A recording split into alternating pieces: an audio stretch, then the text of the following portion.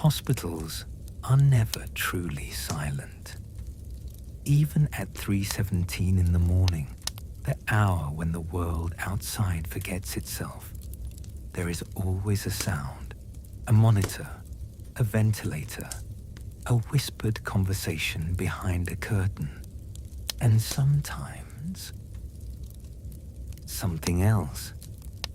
This story was told to me by a nurse named Emily Carter, who worked the overnight shift at St. Augustine Medical Center in Ohio.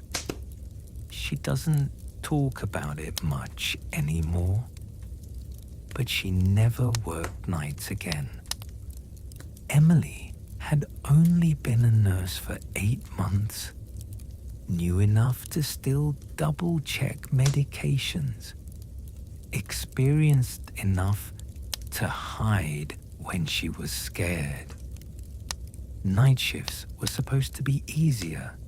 Fewer doctors, fewer families, fewer emergencies. Just vitals, charts, and coffee. That night, she was assigned the older wing. Rooms 300 to 320. Mostly long-term patients. And one empty room. Room 312. Maintenance issue, her supervisor told her casually. Just don't use it. Hospitals always have closed rooms, water leaks, equipment storage, paperwork reasons. Emily didn't question it. At 1:40 a.m., she began her rounds. Room 304, sleeping. Room 307, snoring loudly. Room 309, asked for ice chips.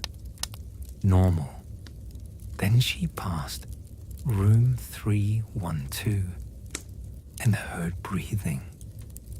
She stopped, slow, deep, right behind the door. She checked the chart tablet. No patient assigned. She waited. Nothing moved. Then she laughed nervously to herself. Old ventilation system, she thought. Hospitals are full of sounds that almost feel human. She walked away. At 2:12 a.m., the nurse's station lit up. Room 312. Call light active. Emily frowned. That room isn't even in service, she said to the orderly, Marcus. Marcus didn't look up from his phone. Probably a wiring issue. Happens. She pressed cancel. The light went off. 10 seconds later, it turned back on. Marcus looked up this time. Okay, that's weird. Emily grabbed the master key. Probably just a short circuit. Her voice was steady. Her hands weren't. The door opened with a soft, hydraulic sigh. The room was dark except for hallway light spilling across the floor. Empty bed, no machines, no monitors, no patient. But the bed sheets were folded down, like someone had just gotten up. Emily stepped inside and smelled something faint. Not decay, not antiseptic. Warm skin, like a person had been there seconds ago. She checked the bathroom. Empty. Then she heard it. Behind her, the mattress compressed. She turned. The center of the bed was sinking, slowly, as if someone had just sat down. Emily didn't scream.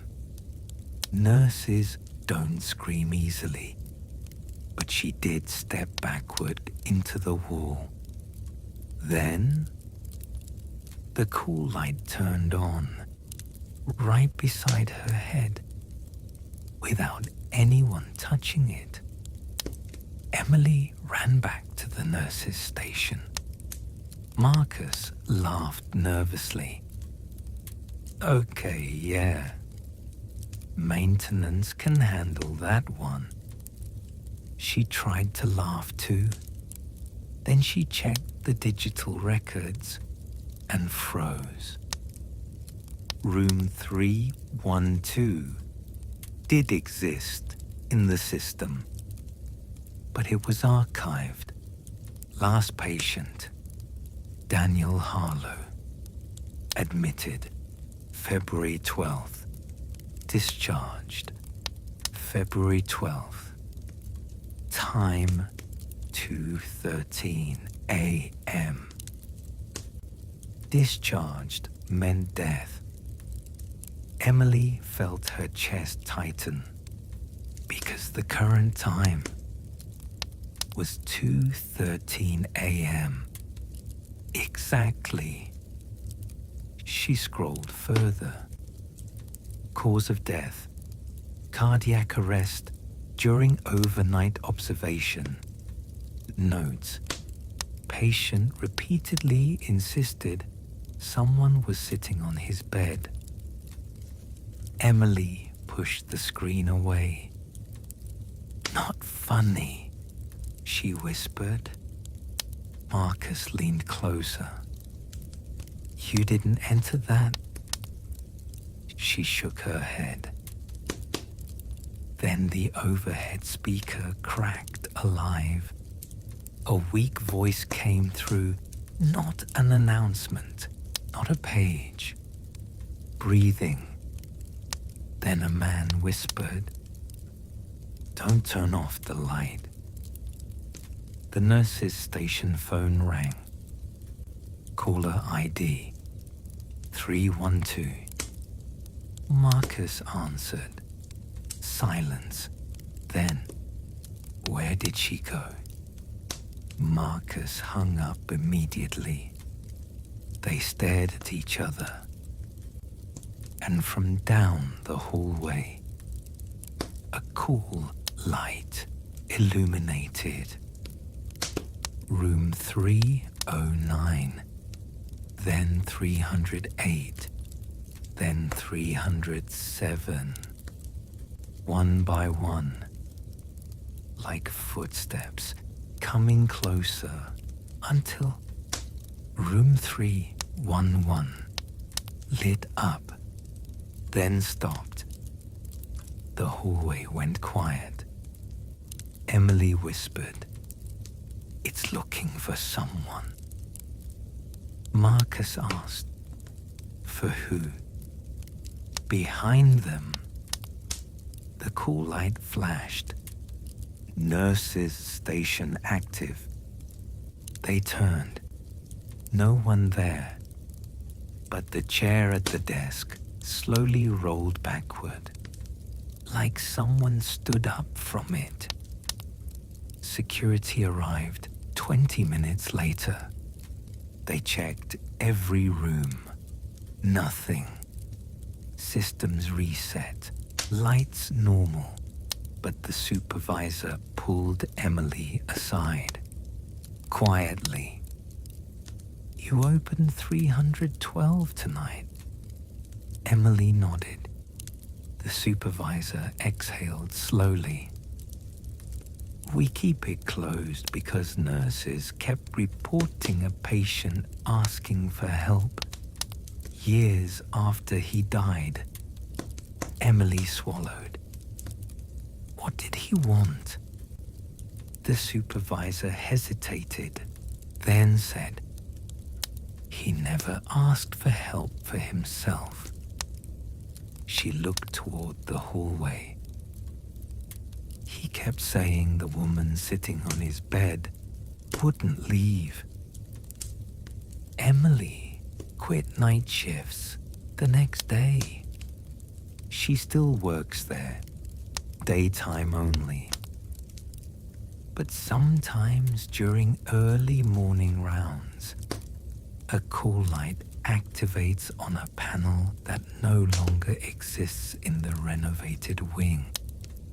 Room 312 was demolished. Yet once in a while, at exactly 2:13 a.m., her station phone rings and breathing waits on the other end.